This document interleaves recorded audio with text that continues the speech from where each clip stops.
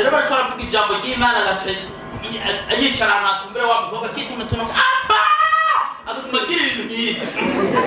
Usome hariya muri Yakobo iriya gice ca mbere urya murongo wa 12. Usome mu izina rya Yesu Kristo umwami n'umukiza wacu. Avuga ngo ibyo kwihanganira ibibagerageza. Hahirwa umuntu yihanganiye imugerageza, uko niyamara kurama azohabwa igisibo c'ubugingo ic'Imana yasezeraniye abayikunda. Iriya gice ca mbere ca Zaburi dusome ku murongo wa mbere nyine. Zaburi igice ca mbere ku murongo wa mbere. Dusome mu izina rya Yesu. Bavuga ngo hahirwa umuntu atagendera mu nama z'ababi, adahagarara mu nzira y'abanyabyaha, yicara n'abacokoranyi.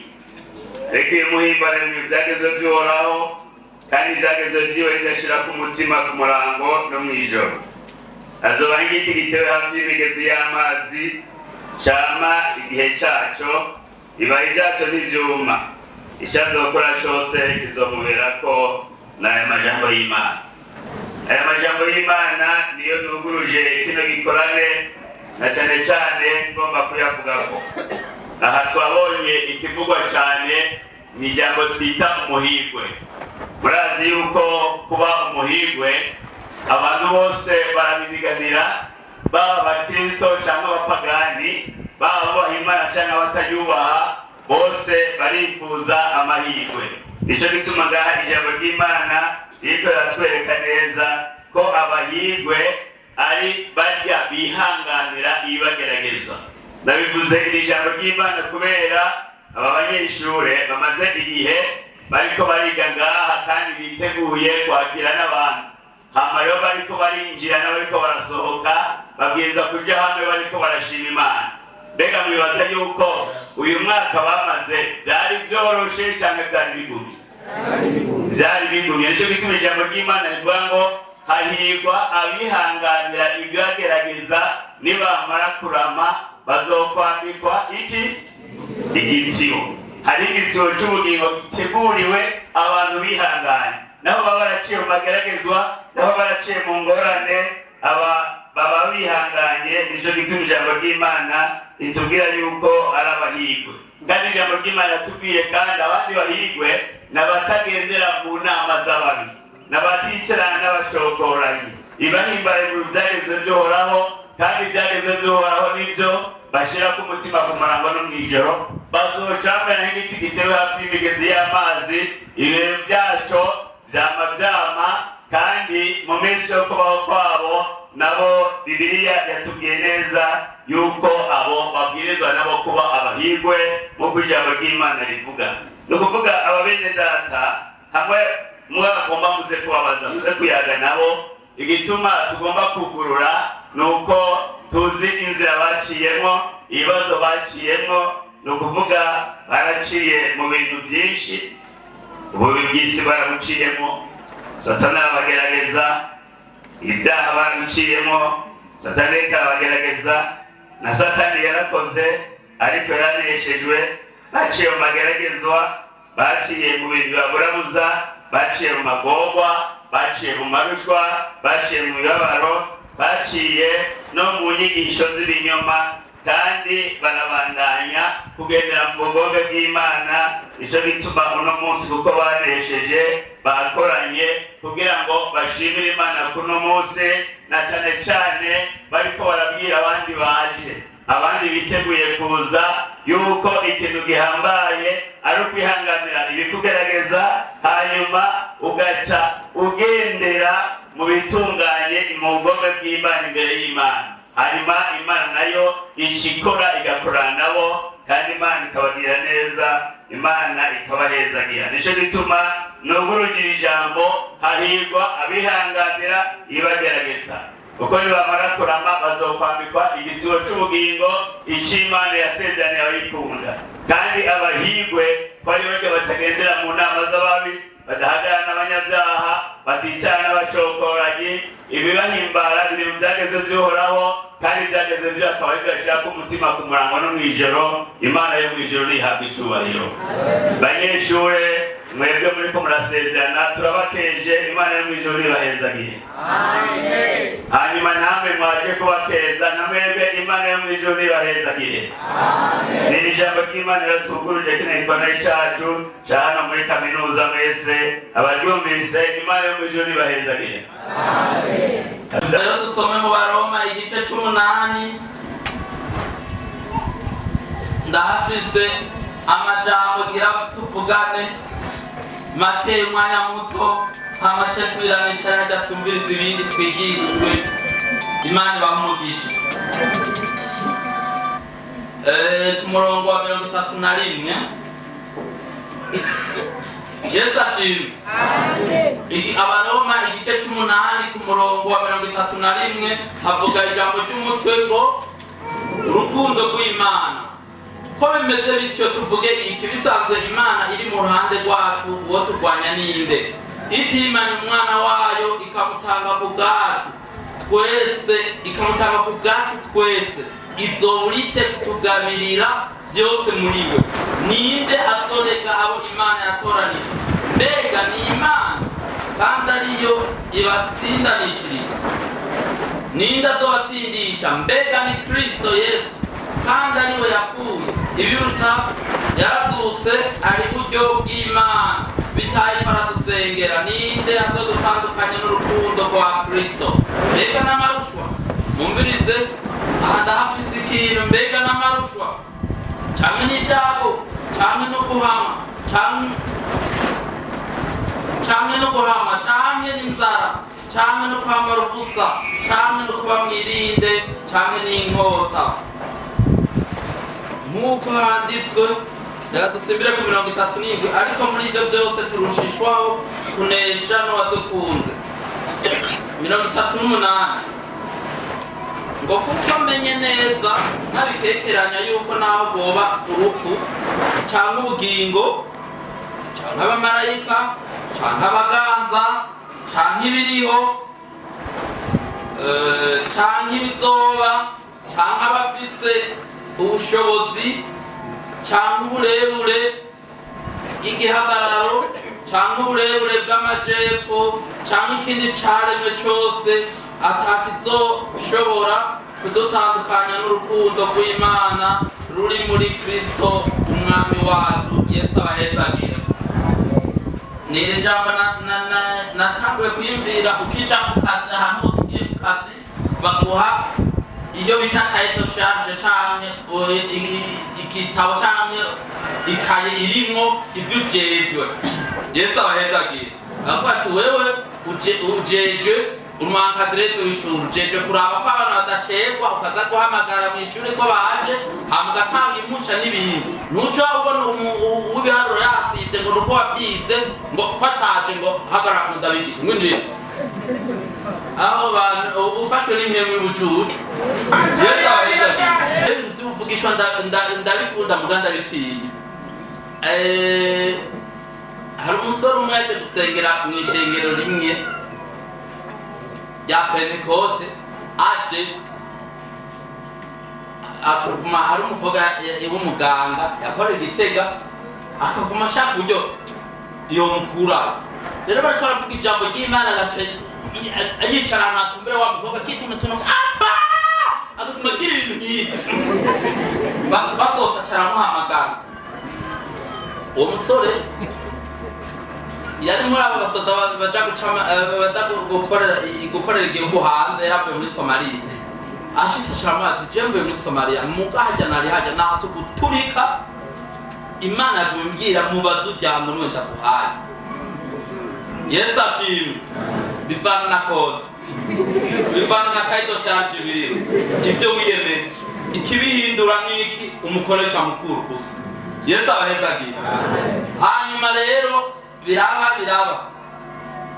byakabaye kera, umukobwa ngo ngo je nta na kimwe ngongira ni Imana sinoyiti baca bahura n'undi muntu aramubaza timuko namusugo mugira ubukwe ubwo muje he hari umuntu Imana yatumye uwo muntu Imana yatumye wanjye none mwe ko mushaka kuza umwibaza muri kandi koza hose umwe honyine haramugingo hari abazotamije atanga kubarira nivyo tamubajije umubaza imyaka yuko akeneye gukira akakubarira yuko imyaka amaze yabuze abamwinikiye Yesu aheza ati acaramubaza ngo basego ngiye uwo muntu agomba gutwara asengera he naho nzi ko mugabo ngo nibuka nishengera barikiza barivuga mu Congereza mugandanizi byose nacengeye umwete wo kubimenya suko nanyine kumenya ngo ntajya utsi mugabo yarabwiye ngo bakonyuka ngo nako Icongereza gahereza ngo kava ngo independence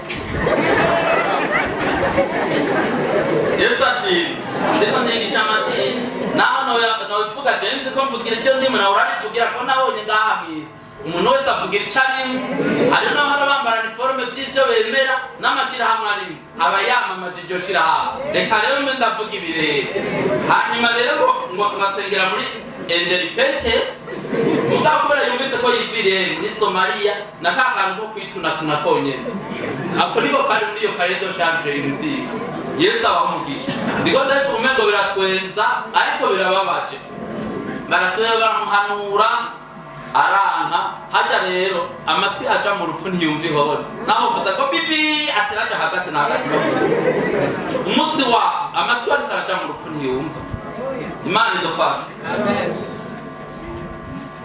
sindiko mbwira umuntu ukugira ubwoba ndiko ndamaza warasinye wowe urumva yuko ibiri ubonye byo nyine byo kwatisha ndetse bizoza utazi n'inkomezi bizoza na umviriza amarushi wawe wewe kwambara usa inzara bivyo gukura kuri Kristo Yesu ko nabonye nabacikira kuko yamuguriye igitumbara ni fanasi none ivyo wumva iyo kontra we muri kaje charge ibiri mo nibiye nane nicara je ndaraje Yesu ashimwe aha je nabwiye Yesu tijewe umfasha nk'ubunye mbari indi pantaro sigaje kwambara yo ntuma itemera gufukama ibinyime haleluya hari ikironka ibintu bigutuma umengo udasubira kwihana umengo cy'uwo mukuru hari abantu rero nabonye mu kwihana niyaba yakwise umugore wo kuza avuga tega namenye barajyaguye nasatse namye nikubita ubu mukwatura aragenda kubera abayaje ariko nebitunganije goreka mukozi w'Imana bamudusengera tuyaraho tutodoreka n'umugore ugasanga yero kwishaka ariko Imana oya turaneza muri kaide shake bazokuramya kwa bariho icyo bita urupapuro baduha inyuma birete de notation Yesu ashimwe ku mwaka iyo nayo nirandiko ku bantu bose ariko bakora muri chantier ya Yesu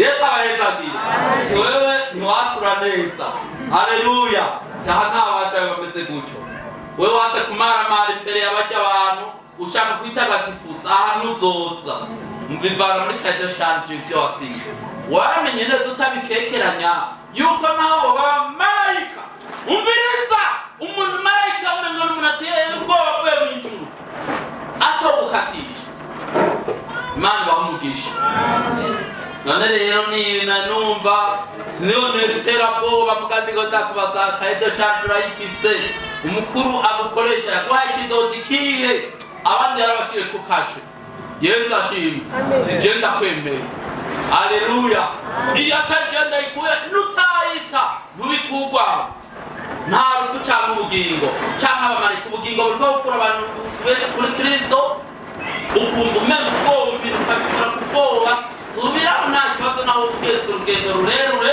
ugaruka usabe kaide charge umukoresha cyangwa Yesu abaheza agira ibintu turiko turakora kubera uko hari gusanga wibwe umugabo umwe yarishe make yari hajya kumusaga duze yaraduze rya matana haca orona bako kayi harigiye bakubwira ngo fa kwinjira ukabwira ngo mugaje ngo fise bitanu bari kwarihisha umunani kubera ko kayi bamuhembera imodoka yuzuye akabapakirayo bashitseyo acaza rero uri happy ngo we mugabo nakwariye uduga hariya yaca mu rutano tuwe nakwariye wewe akwariye mu munani vai wamutama harapanyisha vugisha cariye mve umviriza ndayibabwira ahagara ku muryango w'imodoka mwase kundugana kuri aya fisi je ngira mpari nk'ivyo nakoze 95 inyama zose zirasha bibuka ko fashe inzira ya Rutana hari ikintu biyumviriye Yesu abamugisha cyangwa baramushira bamurije mu modoka baragenda bashitse mu nzira umwana mwaka mu 93 wakoze 93 nawe utayitika cyane idokera n'amakuru Yesu abahetaga kayeto cyarije niyo ndiko nakubwira ngaho wanyu Imana bamugisha Yesu ashimwe ahubwo nta bintu wakoze kubera ubwoba kandi wabonye kubera bamaze kuguha ibikorwa n'ibindi naho wowe ugeze urugendo rurerure umaze gushikaho bakuramutsa bigonze gutya ukabona hari ibitariro hariho kashe utarose subira inyuma baracabyemera Yesu abahezagira nuko rero Imana bahumugisha irasenga Mana yerewe mu ijuru data wa twese ugira neza aboziyana ijuru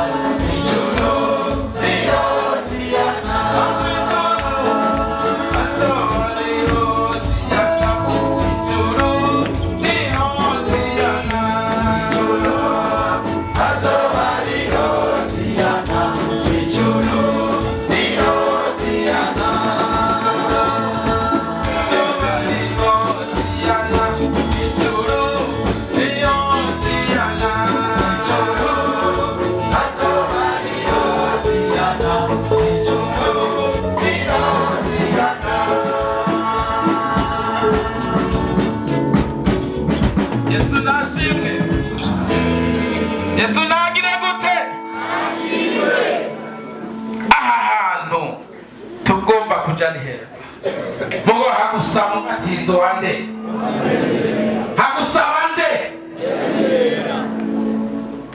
haramana nibwira kiga abantu ntibakunda kuzamuca ahambira ikintu ariko kweli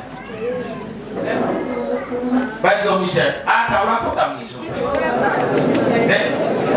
ibintu by'agafarisayo tubanze tubireke turabe yuko turimo dukurikira mu bintu twemera cyane dukunze bidufitiye akamaro ibintu by'inyuma tubihace ikume tumenye ko turi ku rugendo tujahe hari umunezero duhonza tukiga mw'isi muri kwemuyera umunezero wayo tuja duhera nyene kw'isi turawuhonza muri nde muri kwemuyera nico gituma umenya sinokureka babarimeze ukuri sinokureka ntamenye neza ko wahawe nde babari Yesu nashe wemu nabuze ntiyaza ku bami akaza no ku bacamanza akaza no ku bavugishwa profeti yaza mu isezerano rya kera Yesu nashimwe yaza mu bujumu mugabo niyambaho yaza ku isaha y'iki y'Imana abantu iyo migi mikeya niyo umego yari yemerewe ko mpwemu ayita Yesu abona ati ntibimaze Yesu nashimwe Yesu nagire gute ndabona mpwemu yamanutse ku mucamanza yitwa Samusoni turi kumwe murazi ibintu Samusoni yakoze si uko gusa yari umunaziri ariko ni mpwemu yariko arajisa akora muri we. Yesu nashimwe. Ibintu vy'inkomezi. Amena. Yesu nashimwe. Yari mpwemu. Umugabo kunyigaza ukingi mu rusengero. Urusengero rwose hasi. Siwe. Yesu nashimwe. Umugabo umwe gufata n'ibintu y'ibwebwe igihumbi. Agafatanganya. Mbega izo bwebwe yazikuye. Aragaciye. Ariko yari mpwemu. Inde. Mwema kora iby'ubuhizi. Birengera iby'umwana muri yo kwiyumvira. Yari mpwemu. Amen. Yarazanye rimwe. Azanywe no gutabara. Azanywe no gukora. Azanye ubushobozi. Azanye ububasha. Yaraza. Oya. Yesu nashimwe. Amena. Aramuvugishwa. Yitwa Yoweri. Arabivuga. Avuga proje ya Yesu atoza. Arabivuga. Soma. Mbaraga soma. Soma Yoweri. Igitabo cyavugishwa n'Imana. Yoweri. Yoweri. Yesu nashimwe. Yoweri.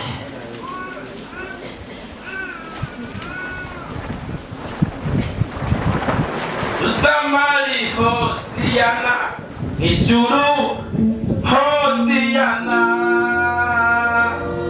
Hazawadi Hoziyana. Ijuru Hoziyana. Zamari Hoziyana. Ijuru Hoziyana. Hazawadi Hoziyana. Ijuru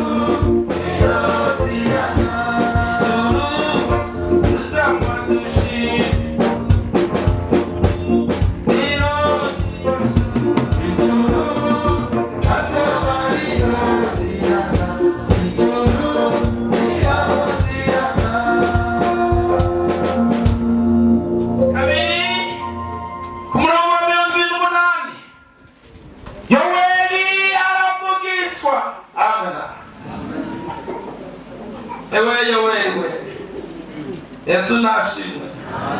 Yoweri uvugishwa. Yesu akumeza gite. Kabiri 78 baba hanyuma y'ivyo. Nzosukane. Kubirande. Kubira umubiri bangana gute? Bose. Abahungu banyu n'abakobwa banyu bazovugishwa nande? Nanje. N'abatama banyu bazorota inzozi n'imisoro yanyu izobona ivyo yeretswe. Imana ishimwe. Kandi n'abagurano banje b'abahungu n'abakobwa muri iyo minsi nzogira gute? Nzobasuka ko mpwemu wanje. Imana ishimwe. Amen. Hari aho umuntu avugishwa ibintu bigateba kuza bigateba. Reko hari natwe dukunda kwemera ko bwari uvugishwa bigize gute? Buriya tubona bishika gutera kandi rero byari byaravugishije ibi bintu si benshi. Naryohewe kwiga amashuri n'abatijwe muri kwemugera. Ndabwire nta kintu kiryoshe nko kwiga amashuri warabatijwe muri kwemugera. Vuze ngwiki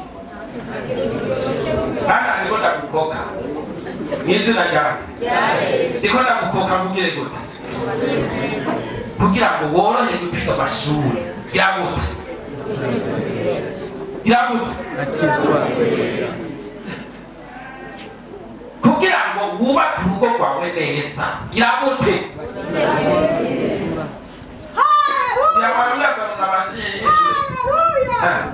Amena. Kugira ngo ukore akazi kawe neza. Gira gute?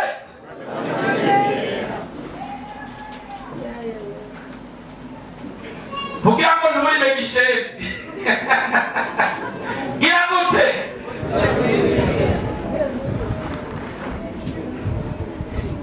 Urime nk'uko Imana igomba. Gira gute?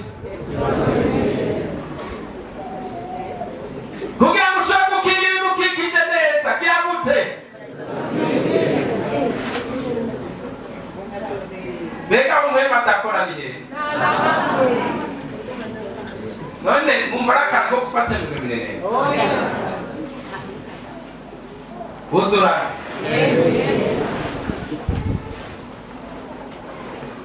amen atokuriza n'amaganya muri muhemu nta maganya ngo mbega ndakiki ngo mbega bigenda gute Yesu adutabara gira gute ndagaruka uragomba koroherwa mu buzima bwawe mbega uragomba koroherwa uzurande wenga hano cagomba nk'isuri iteka bazogara bakwishura abantu ngiye ko ngo hageze ko twiga Yesu nashimwe arabivuga yoweri bitaraho mu gifaransa bakoresha ijambo ryiza bavuze ngo je répandrai turi kumwe gusuka umengo na espace muze gusuka umengo na kano gusuka mu gusa byateho umengo na kano gatoya nkuko ufata akabido ugasukamwo kugeza kuza ariko bavuze ngo je répandrai donc ngo niku kuisifasa nini Yesu nashimwe répandre kuisi yose hivi kagera nzo kuyagita hose bega turi kumwe aho tugaza ngo ni ku muntu umwe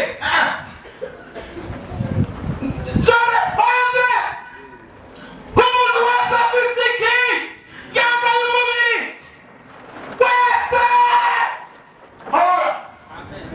amen wese yambaye iki kugira ngo yoroherwe mu kubaho zomusuka konde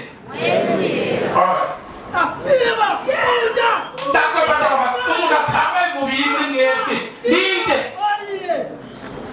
umuntu atambaye umuntu abyata jewe ntabwo ninde atambaye umuntu yoba ariho adakeneye uwo muhembwa nose amen ngo nzosuka jodere pandre nzomita pebuyera ku bantu bose bambaye iki abahungu banyu n'abakobwa banyu bazogira gute uzabona abasimba bari muri mwe Yesu nashimwe wese azoshikirwa wese apana kujaja kugira ibiharage useketse ibiharage uzira gukubita ibindi ushiremo n'ubugari ushiremo n'igijumbu tamira wumve turi kumwe Bwana sifiwe sana utakia mpemu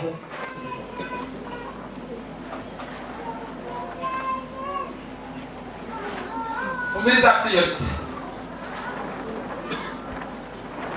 turi kumwe batubwire gute abanyabwenge bibaza ngo ubwemo n'uw'abantu abantu batasomye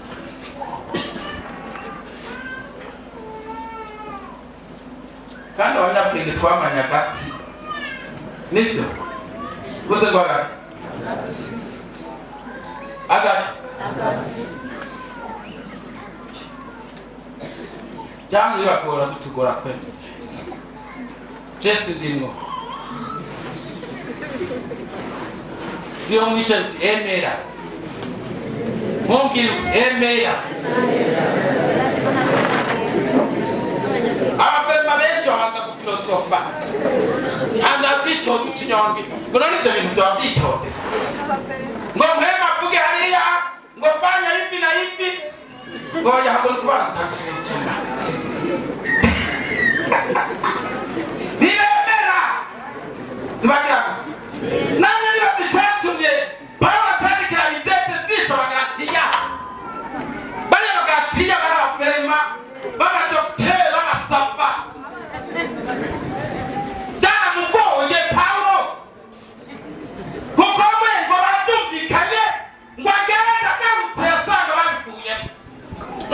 twasanze umengo ntivyitondewe hari ibintu umengo bidakwitse vrema uravye vrema ego vrema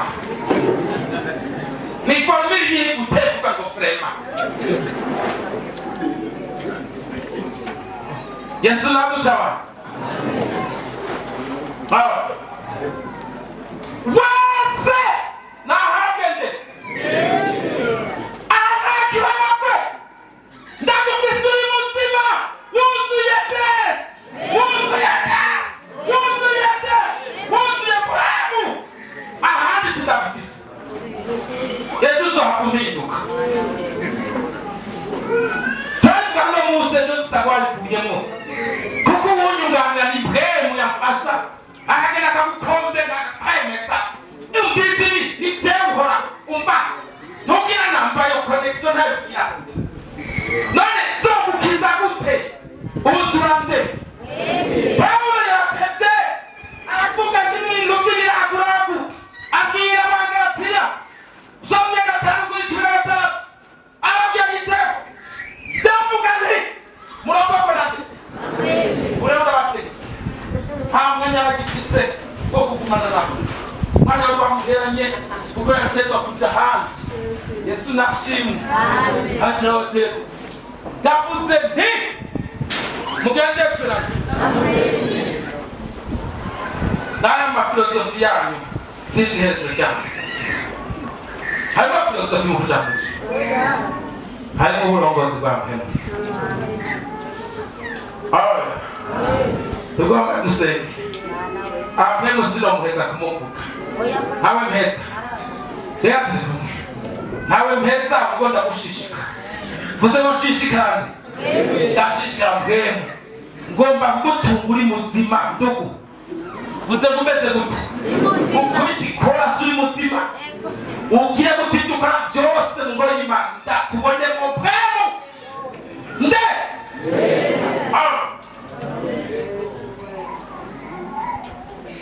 namwe niyumvira none Mana muri aba bantu bampamye none ni bangahe wemera bazoshika erega abakozi dufise ikibazo dufise urumva Yesu yadutumye abantu reka turiko tuzoshika ariko ugasanga bamwe bariko barazanga ubu rero data wanje aho usanga tuja twirambira tuti ujya muntu mugabo bamusi yatudepanye kweri habavye aja tuzanira umuriyoni yatudepanye mukisi mwiza ntabwo babe mwiza tunze amahera ntatunze kweri uzomucisha urabisa uzomucisha tekamwera mupfukamire yuzure nde bana babo turakundana umwe afise mwene undi atamufise urwo rukundo rwitwa mwe azorimbuka kuko atawase umwanya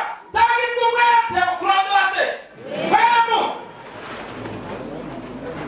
ngomba ugwitse inoti abataliyano mu minsi iheze mu gihe ca korona barabigishije bari bazi ko ibihera bafise bizobatabara bakakira korona ntibapfe nabyo n'ibintu vy'ibizehe n'ibizehe vyarunze inoti ziranoka vuze ngo zaranotse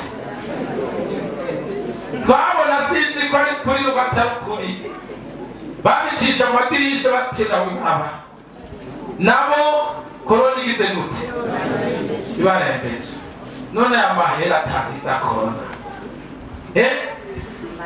none amatiki vyomara iki kunguka ivyo mw'isi vyose ugahomba ubugingo Yesu yatumye abantu babe mu bugingo nzobamushikirize baniki Yesu baba mwaheze ntabyo kwitoza utunyondwi rero ngo ni vya gisasa cyangwa ni rementanya ry'abasenzi si rementanya yatuka hari ibibazo batuzanira ngo mbega ngo none umuntu ngo niranzima ngo wasize muri mwe mugera ngo mugende kutabica bati misimbira abantu ni lazima ni Kiswahili mwana bari ni Kiswahili ni ngombwa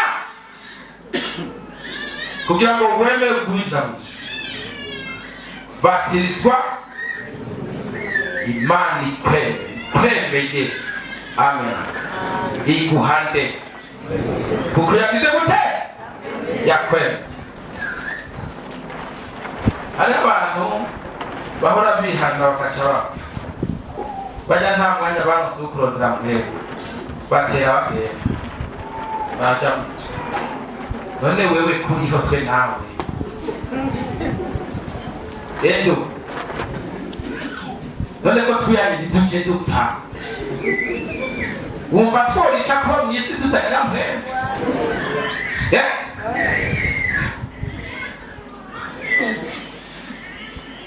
noneho isezerano ryacu ngo nzo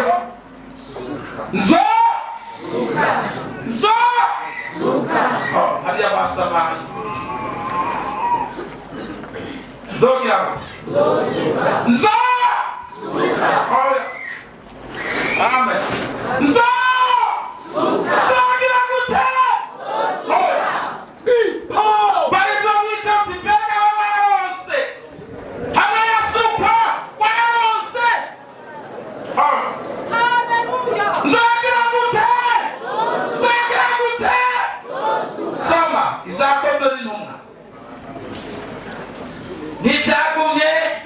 ntibyagumye muvugishwa gusa ariko byarashitse mu gihe cya Yesu mu gihe cyande zakoze mu mwaka kabiri yemera musimbireyo dusenga Imana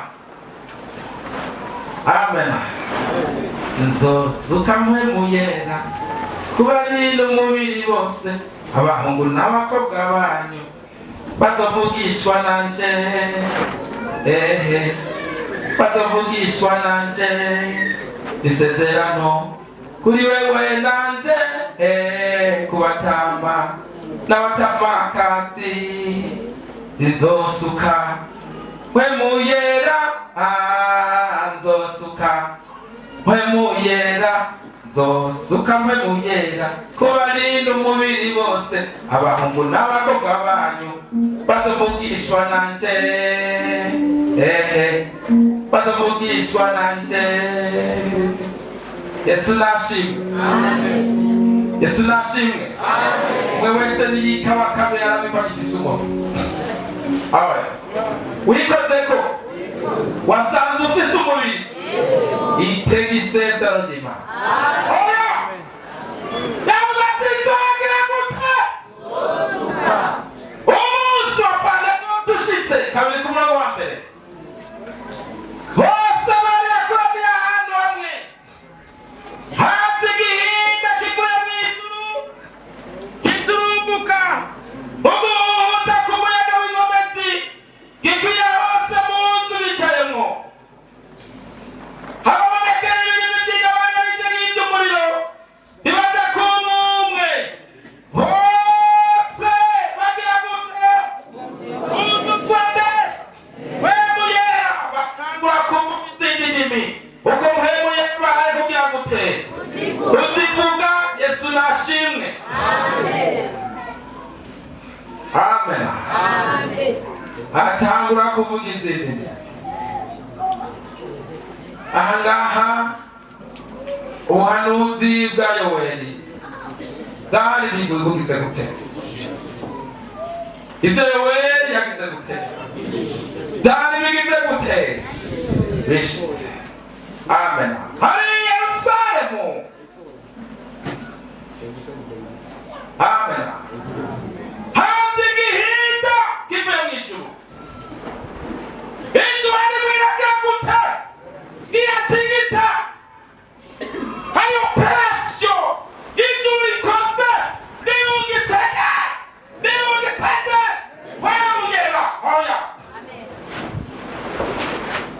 Yesu nashimwe amen. Yesu nagire gute nashimwe hari ibintu bizana na mwene, hari ubwiza perfect, ubwiza turi kumwe, hari gukayagana umuntu ntaguma ikintu ari ikintu cyakindi cyakindi cyo kiza kivuze cyakindi kuko kirahiye icyabigira gute icabihera icabihinduka umuntu akabugura. Yesu nashimwe, Yesu nagiye gute ku munsi wa Pentekote umuhanuzi bwavugishwa n'Imana yawari bigiye vuga biba biragize gute biragize gute biragize gute biragize gute mbega we vyoshika nzosu amen haleluya amen ndagarutse mbega mbega wicaye humirikiye mu buryohe utari kurara abacuzi yasakamuza aho woba uryohe kweretse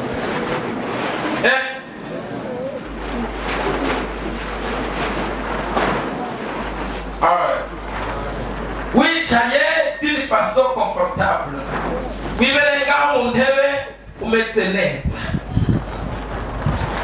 ndakubaza amen wewe wambaye umubiri uti ndiyo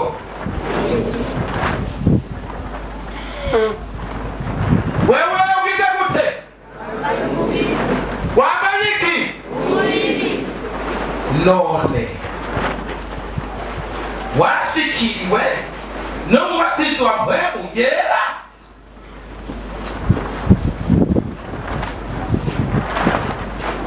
bose buzuzwa nde bari hariya buzwe hejuru turasenga haraciye iminsi 10 Yesu amubwiye ati genda usubire i Yerusalemu murindire isezerano ryande rya data ryo mwagize gute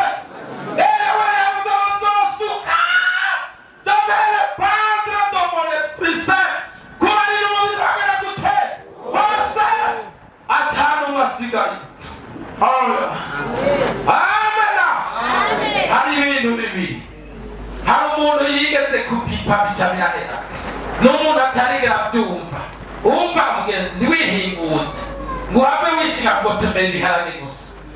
Rondera na mpwemu rondera nde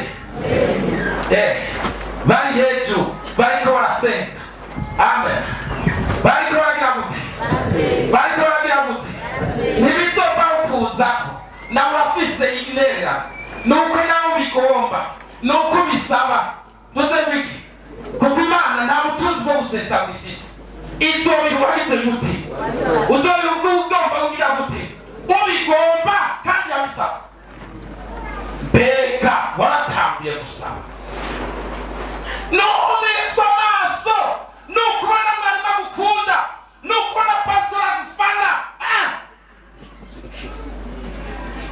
ivyo bitaguhumisha ndugu hamena rondera wewe ku giti ciwawe nde rondera connection y'ijuru ku giti ciwawe kuko umbiza aho babibazo bari umwazogira gute umwazojyanwa bundagenda rondera uravyumva cyane ntavyumva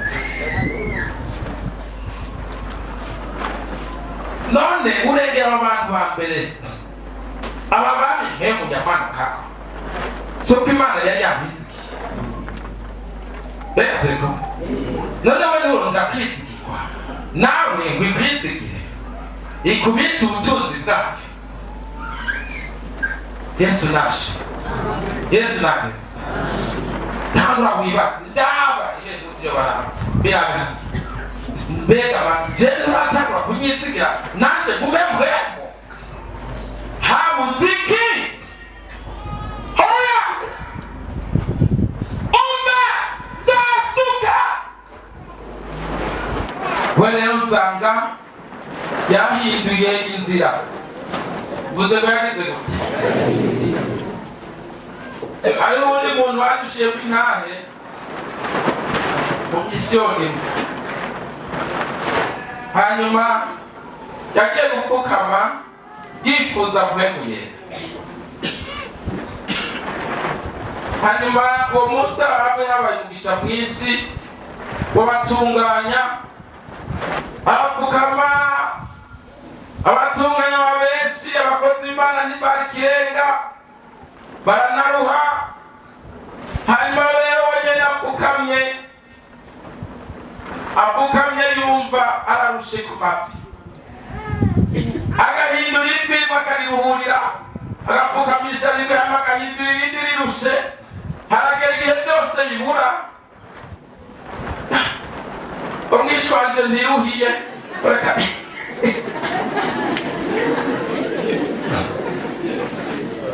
atarahaguruka aragira gute arigira n'ururahiro ruteye ubwoba. Yesu nagutabara, Yesu nagire gute aca arigira ageze gusengera abandi batabururuka iyo nihangana washanajiga amanose. Yesu nagutabara, Yesu nagire gute ndashishikara ndabaza mwe mbwira neza mpwemu yera si umwana yonze wo guhisha. Mpwemu yera ni igishinga ntahe c'ubugingo gikomeye. Mpwemu yera oya inde tagenda tubafite inshuti n'abagenzi abantu batuba hafi ariko ntiturafata umwanya ngo tubegere neza turabaze ndugu ko tugendana wo babona hamwe mpwemu yera hitana umugenzi wawe ukunda umujanye kugira ngo ntuze umuhanda mw'ijuru uti ndugu nshinga intahe woba warahawe nde mpwemu yera. Turakundana n'abantu benshi ariko kubahomba mw'ijuru n'ikibazo. Reka turi kumwe mbega uwo mugenzi utokwifuriza ubwami bw'Imana umukunda ibiki n'ibiki umukundamwo? Umukundira igiceri aguha, umukundira amadiri umva hoye. Yesu nashimwe. Amen. Umuntu atamugenza afite nashimwe ko hejuru cyane.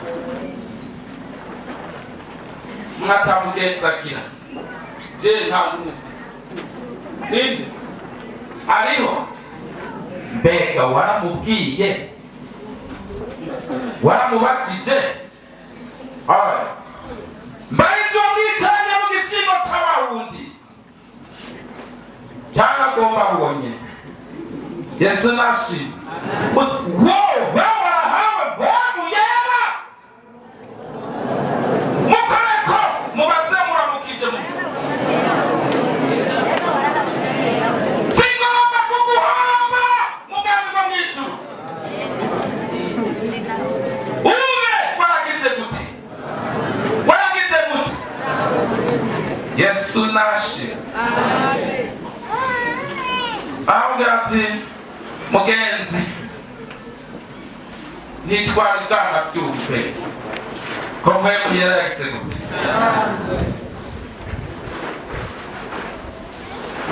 None kumengo Yohana yari yarababwiye akayuza ati yari uzoza hanyuma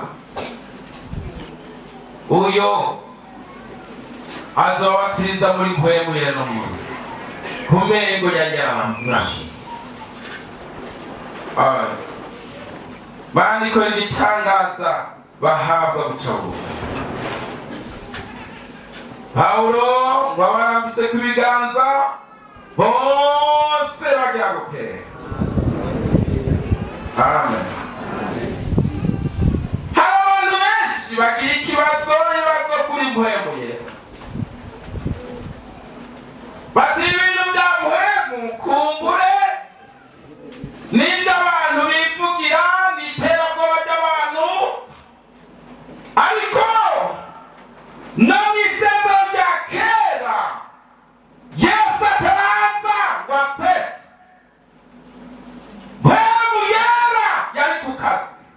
Yesu nashimwe.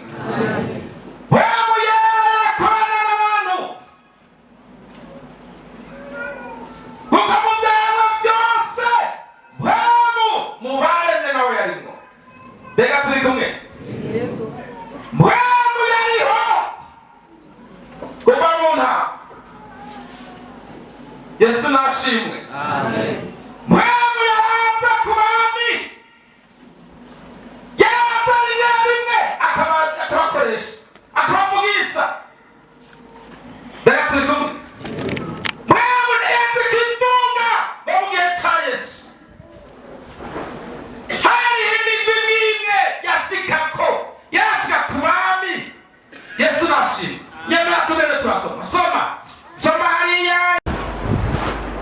Yesu nambwiye ngo twarire ijambo.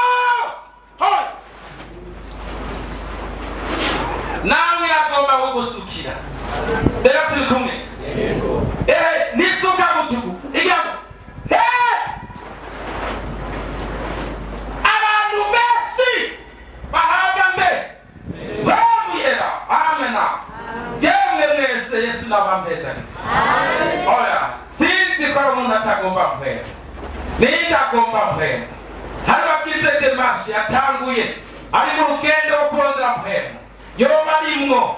Yesu nashimwe. Wowe atanguye nawe utaratangura igutangure. Yesu nashimwe. Gute bigugiye gute? Igugiye gute?